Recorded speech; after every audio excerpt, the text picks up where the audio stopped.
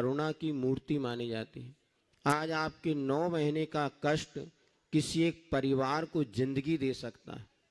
आज सैकड़ों परिवार, एक हम अब बताए कोतमा एक में हमारा चातुर्मास हुआ था और हम जंगल के लिए जाते थे, तो वहाँ पर एक जो भीख मांग करके गुजारा करने वाले बंजारे जैसे थे, वो लोग वहाँ रुकते थे स्टेशन के पास, और 2 बेटा बेटी प्रतिदिन नमोस्तु करने आते थे और दिन भर वो बच्चे भीख मांगते थे। लेकिन उनकी कैसी श्रद्धा बनी, जैसे बाबा जी देखे तो दौड़ के आते थे और बिल्कुल अच्छे से बैठ करके नमोस्तु करते थे। और उनको भी देख के हमें इतना अच्छा लगता था कि ये भले जैन कुल में जन्म नहीं लिया, किंतु कैसे इनके पूर्व जन्म के संस्कार हैं। और जब हम उनको आशीर्वाद देते थे तो उसी समय एक व्यक्ति हमारे साथ चलते थे जिनके परिवार में ये परेशानी थी। वो एक दिन कहने लगे, महाराज यही बच्चे अगर हमें मिल जाए तो हम इनको भी गोद लेने को तैयार हैं, क्योंकि हमारे अभी हमने एक भारत सरकार में वो एप्लीकेशन लगाई कि हमें कोई संतान मिल जाए, कम से कम उसमें 1,500 से 2,000 और अधिक नंबर हैं वो लगाना पड़ता होगा कोई, तब हमें वो संतान का योग मिलेगा, पता नहीं क्या है। फिर हमने सोचा आज जैन कुल में इतने दंपत्ति हैं, ऐसे पति पत्नी हैं जिनके पास योग्यता है, और आप जो योग्यता का रोध बंद कर देते ना, आगम में लिखा है राजवार्तिक में, नपुंसक वेद के बंद का कारण होता है अपनी इंद्रियों को उपरोध कर देना। इसलिए कुछ समाज ऐसी भी जहाँ ये परिवार नियोजन के कोई साधन और इसका उपयोग नहीं किया जाता। अभी एक कवि है, उन्होंने बताया, मैं आज मेरी शादी के 30 साल हो गए, हमने कभी किसी ऐसे संसाधनों का उपयोग नहीं किया, माँ समय समय पर संयम धारण किया और हमारे घर में 2 ही संतान हैं। यदि व्यक्ति संयम को धारण करे तो भी ये बहुत अच्छा, समय समय पर भी यदि आप संयम धारण करते हैं तो कहना चाहिए अधिक संतान की प्रवृत्ति को रोकने में कोई बाधक नहीं है। किंतु इस तरह से जो आज परिवार नियोजन आदि की योजना करके जो निरोध करते हैं, रोक देते हैं, इसमें नपुंसक वेद के आश्रव का कारण आगम में लिखा है। नपुंसक वेद जानते ना, स्त्री पुरुष और नपुंसक कॉमन जेंडर्स को आप कहते, तो ये इसका कारण लिखा है। यदि आज हमारे पास योग्यता है तो विचार करना चाहिए नव दंपत्ति को, जहां आप 2 संतान तो 3 संतान तो परिवार में, इसीलिए कि हमारी धार्मिक संस्कृति और संस्कारों की सुरक्षा हो। आज हम देख रहे हैं एक बेटी थी, वो पढ़ लिख के ब्याह हो गया, बेटा जो है बेंगलोर चला गया और बाहर चला गया, घर में करोड़ों की संपत्ति है और पति पत्नी 2 ही हैं। उसके बाद नौकर चाकर है, कौन किस तरह से आपके जीवन को व्यवस्थित करेगा, कह नहीं सकते। इसीलिए आज हम लोग जो मुनि बने, कैसे बन पाए, 2 भाई 5 बहनें ऐसे सब थे तो निकल भी गए तो कोई बात नहीं, एक मुनि एक आरिका बन गए, लेकिन घर भी चल रहा है। यदि एक ही एक होते तो क्या बरोगे। अब आप कह रहे हो महाराज जी अच्छे लगते, माता जी अच्छे लगते, हर महाराज का हमारे चौके में आहार हो जाए, और महाराज का क्या, तुम महाराज बनने के लायक संतान ही नहीं है तुम्हारे पास, एक मोड़ा एक मोड़ी और वो एक को कमाने में लगा दिया, एक का विवाह, अब कैसे महाराज माता जी बनेंगे बताओ। आज के आने वाले 50 साल बाद आपको मुनियों के दर्शन दुर्लभ हो जाएंगे। आज पहले जैसे लोग तरसते थे ना, वे गुरु कब मिले ही, आगे मुनि आरिका कहाँ से आएंगे बताओ। ये तो परंपरा, आज रॉ मटेरियल तो आपके पास है ना। आचार्य बार बार कहते थे, तुम लोग जब संतान को संस्कार देते हो तब तो मैं उनको मुनि आरिका के संस्कार दे पाता हूँ। यदि तुमने योग संस्कारवान संतान नहीं होती तो क्या ये मुनि आरिका बनते। अब ये कुरकुरे और चिप्स खाने वाले का महाराज बने बताओ। और वैसे तुम एक ही एक है तो और नहीं भेजोगे, हम लोग 2 4 6 तो काम निकल गए। आचार्य महाराज कितने भाई बहन थे पता है आपको। आरिका ज्ञानमती का नाम देखा सुना आपने, हस्तिनापुर में 13 भाई बहन थे, तब तो कहीं 2 4 निकले। अब धर्म की परंपरा ही समाप्त हो जाएगी। तो आपको ये विचार भी करना चाहिए, एक तो अपने लिए, अपने ही परिवार में, जहाँ एक गरीब व्यक्ति क्या फिर भी 4 बच्चे हैं, किंतु तुम धनवानों क्या 2 बच्चे और 1 बच्चा भी दुर्लभ हो रहा। अभी हम एक परिवार में गए आहार करने के लिए, देखा एक अकेला बच्चा उदास बैठा था, पूरा कमरा खिलौने से भरा हुआ था, किंतु उसके चेहरे पे मुस्कान नहीं थी। यदि उसका 2 भाई बहन होते तो शायद वो अपने आप खेलते। हम लोग 4 4 5 5, आज मम्मियाँ टेंशन में हैं, महाराज एक ही तो संभल नहीं रहा, 3 कैसे। अरे वो 3 अपने आप संभल जाते थे। आपको ध्यान है, कभी आपको ध्यान क्या आपके निमित्त से माँ को कष्ट हुआ? नहीं। 3-4 भाई बहन होते थे, अपने आप खेलते थे, बड़े होते थे, समझ जाते थे। ये आज पढ़े लिखों के कारण, ये शिक्षा के कारण ही एक ऐसी विकृत मानसिकता बनती चली जा रही है। और ये आगामी आने वाले समय में धर्म के लिए आप लोग जितनी बातें सुनते ना, महाराज जी ने अभी कहा कि शंका समाधान सब सुन रहे हैं, लेकिन वो शंका भी कर रहे हैं पड़ोसी के लिए। एक हमारे महाराज, हमारे बड़े महाराज प्रशांत सागर महाराज और हम लोग दोनों थे इस समय इंदौर में भी। वो हमेशा कहते थे, हम सुना रहे हैं ये सत्य तो है, आप सुन रहे हैं ये हमारा भ्रम है। हम सुना रहे हैं ये सत्य और आप समझ रहे हैं ये भ्रम है। लेकिन ऐसा नहीं, इस भ्रम को तोड़ना है और अपने जीवन को संयमित बनाने के साथ साथ यदि हमारे पास योग्यता है तो एक संतान को जन्म दो। और वो यदि संतान जैन कुल के संस्कारों से पल्लवित किसी परिवार में जाती है तो पूरे घर का प्रकाश और पूरे परिवार को सुख होता है। जिनके घर में संतान नहीं है उनका दुख वो ही जानते हैं। भगवान ना करे किसी गृहस्थ के जीवन में ऐसा संकट आए, किंतु है। और हम यदि उसको दूर करने में सक्षम हैं, कम से कम अपने परिवार में आसपास आप देख सकते हैं, तो हमारे ख्याल से बहुत बड़ा दान है। 4 प्रकार के दान हमारे आचार्यों ने कहा है। और आचार्य ने तो सुनीति शतक में अभय दान को सबसे श्रेष्ठ दान माना है। और यदि किसी हमने अपने एक बेटा बेटी किसी को दे दिए, मात आपके 9 माह का कष्ट व्यक्ति के यदि जीवन भर सुख का कारण बनता है, तुम तो इतनी करुणावान हो कि अपने परिवार के लिए कितने कष्ट को महिलाएं सहन करती हैं। आचार्य ने मूक माटी में लिखा है, मुख पर पल्ला लेकर भीतर ही भीतर रोती है, किंतु अपने मेरे दिख से कोई दुखी ना हो, ऐसी वो पुरुषार्थ माँ करती है। और यदि हमारे निमित्त से किसी एक परिवार का यदि दीपक होता है तो अभय दान इससे बड़ा क्या है।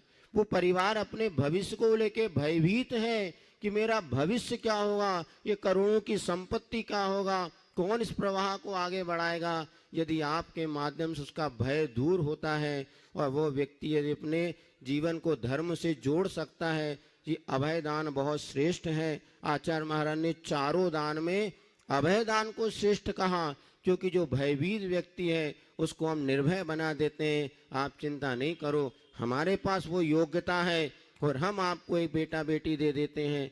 और तो वो परिवार, हमने तो लड़कियों को तक देखा लोग गोद ले लेते हैं और उनको पढ़ा लिखा के उनको लगता कोई तो संतान हमें मिली। यदि ऐसा हम कर सकते हैं तो हमारे विचार से तो ये एक अभय दान है, श्रेष्ठ दान है। और यह दान हमारी परंपरा में यदि चलते रहेगा, आज आने वाले समय में लेट शादी होना, स्कूल कॉलेज की पढ़ाई होना, पूर्व में मित्रता का हो जाना, और ये सबका दुष्परिणाम ये हो रहा है। अभी पेपर में हमने एक बार पढ़ा था कि 30 साल के बाद संतान उत्पत्ति की क्षमता सहजता से समाप्त हो जाएगी आने वाले समय में। और कंप्यूटर, लैपटॉप और जो मोबाइल से ये सारे के सारे चीज़ें प्रजनन शक्ति को समाप्त कर देगी। तो पति पत्नी तो रहेंगे, किंतु आगे बच्चों का अगर संतति का प्रवाह नहीं चलेगा। और आज ऐसे भी कुछ मोटिवेशन वगैरह कहने लगे कि इसकी आवश्यकता नहीं है, लोग शादी न करना और ये इसको आगे नहीं बढ़ाएंगे तो धर्म की परंपरा कैसे बढ़ेगी। विवाह का उद्देश्य ये हुआ करता है कि हमारी संस्कृति और संस्कारों का प्रवाह आगे बढ़े। आज आपको माता पिता के द्वारा संस्कार मिले, आप दुनिया में कहीं भी रहें, किंतु आपको देव सास गुरु याद आते हैं। और आपने इंदौर में आकर के भी जहाँ मंदिर नहीं था वह मंदिर बना लिया और भगवान की पूजन पाठ स्वाध्याय आप करने लगे। यदि हमने आने वाली पीढ़ी को ये संस्कार दिया तो हम अपने बुजुर्गों का ऋण चुका सकते हैं। अन्यथा हमने सोचा हमें क्या करना, हम दोनों की सुख की प्राप्ति हो रही है, बच्चे तो टेंशन है, तो भैया मर कर के सब देव बन जाओ। देवों में बच्चों का कोई टेंशन नहीं होता, देव देवी रहते हैं और उनको कोई बाल बच्चे नहीं होते। मनुष्य गति में अगर हमें संस्कारों का प्रवाह करना है और एक दूसरे के परिवार में अगर सुख का माहौल हम बना सकते हैं तो बनाइए। नहीं तो आने वाले समय में ऐसा होगा, आप मनुष्य तो बन जाएंगे किंतु संतान को जन्म देने की योग्यता आपके पास नहीं रहेगी। क्योंकि जब योग्यता थी तब आपने उसका सदुपयोग नहीं किया। धन था, धन का दान, आज जिस गरीब को, भिखारी को आप देख रहे हैं, उसको देख के भी धर्म ध्यान कर सकते हैं। काश इस व्यक्ति ने पूर्व में दान दिया होता, ये दरिद्र नहीं बनता। आज जो दरिद्र बना है, वस्तु थी उसके बाद उसने दान नहीं किया। आपके पास योग्यता है फिर भी आप उसका पालन नहीं करते, वो योग्यता भविष्य में ऐसी स्थिति बनेगी कि आपको योग्यता ही समाप्त हो जाएगी। इंसान तो बनोगे किंतु इंसान देने के बाद भी संतति को उत्पन्न करने की क्षमता तुम्हारी नष्ट हो जाएगी। लेकिन आज हमें जो मिला है, जिन कुल मिला है, जैन धर्म मिला है, इस संस्कारों को बचाना है और आगे प्रवाहित रखना है। तो निश्चित ही वस्तु स्वरूप को हम विचार करें और अपने जीवन में ज्ञान से ज़्यादा चारित्र के महत्व को समझें और पीढ़ी को संस्कारवान बनाते हुए ये अभय दान के विषय में भी विचार करेंगे तो सैकड़ों परिवारों का जीवन में खुशी की लहर दौड़ सकती है और आपका थोड़ा सा त्याग एक बहुत बड़ा अभय दान के रूप में अतिशय पुण्य का आपको कारण बने। इसी मंगल भावना के साथ गुरु के वचनों को माँ सुनना नहीं है, गुनना है, जीवन में उतारना है, ऐसे संकल्प के साथ आप जाएंगे, निश्चित आपका जीवन सुखी बनेगा। बने इसी मंगल भावना के साथ। बोली भगवान महाराज।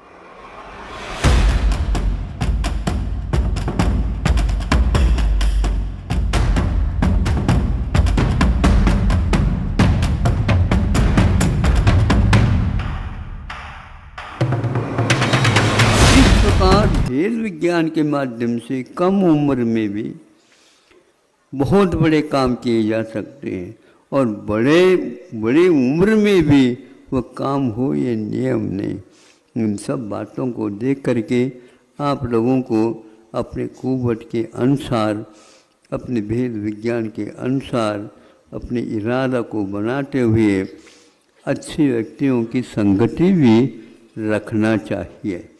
अच्छे व्यक्तियों का मतलब ये है धर्म कर्म में आगे बढ़े हो और धर्म कर्म के लिए जीवन का शेष भाग भी समर्पित हो। इन व्यक्तियों के साथ रहने से हमेशा हमेशा फूल नाक में ही रखें ऐसा नहीं होता। बगीचा होता है, वो बगीचा में फूल खिले रहते हैं, लेकिन झरोके में से और ऊपर की छत में से वह सुगंधी प्रभावित होती रहती है और उसको बैठे बैठे आप सुगंधित हो सकते हैं। ऐसा ही धर्म का मामला है। मामला का मतलब विषय है और परिणाम है। आप उससे परिचित हो जाइए और ऐसे बगीचे के पास तो कम से कम जा कर के बैठा करो अवश्य। यहाँ पर क्या है बताने की कोई आवश्यकता नहीं है। अहिंसा परमो धर्म की। मोक्ष मार्ग में प्रशम भाव सम्यक दृष्टि का एक अलंकार के रूप में रहता है। इसके माध्यम से संतुष्टि रहती है।